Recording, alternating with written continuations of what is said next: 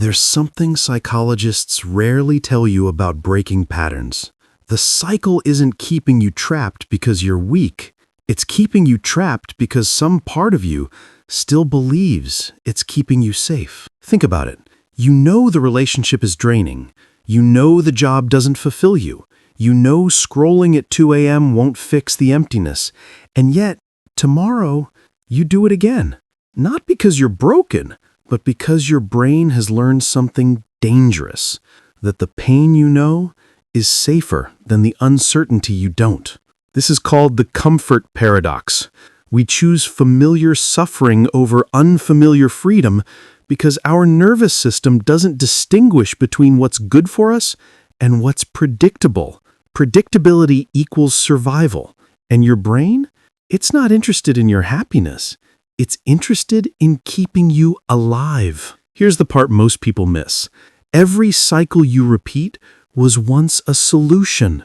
Maybe as a child, staying quiet kept you safe. Maybe overworking earned you love. Maybe people-pleasing avoided conflict. Your brain wired those behaviors in as survival strategies. And now, years later, even when the threat is gone, the pattern remains. You're still solving a problem that no longer exists. But here's the strange thing. The cycle doesn't just live in your actions.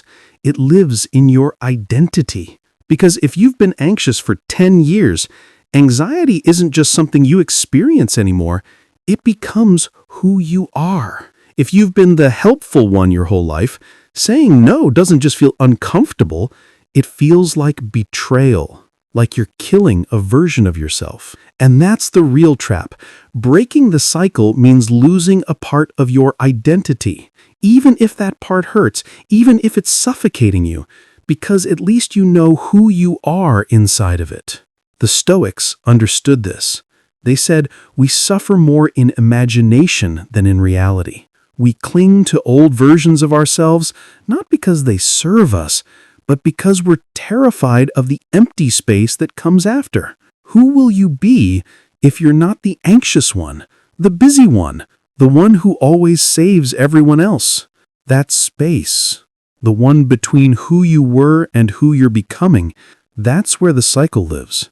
And the only way out is through it, not by fighting the pattern, but by sitting with the discomfort of not knowing who you'll be on the other side.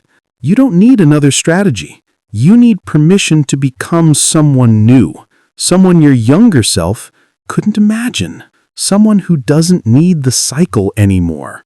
Breaking it won't feel like freedom at first. It'll feel like free fall. But maybe that's the point. Maybe the cycle breaks the moment you stop trying to control the landing. So let me ask you this. What if the version of you that's waiting on the other side is the one you've been searching for all along? If this hit something in you, subscribe. Not for us, but because you're ready to stop circling.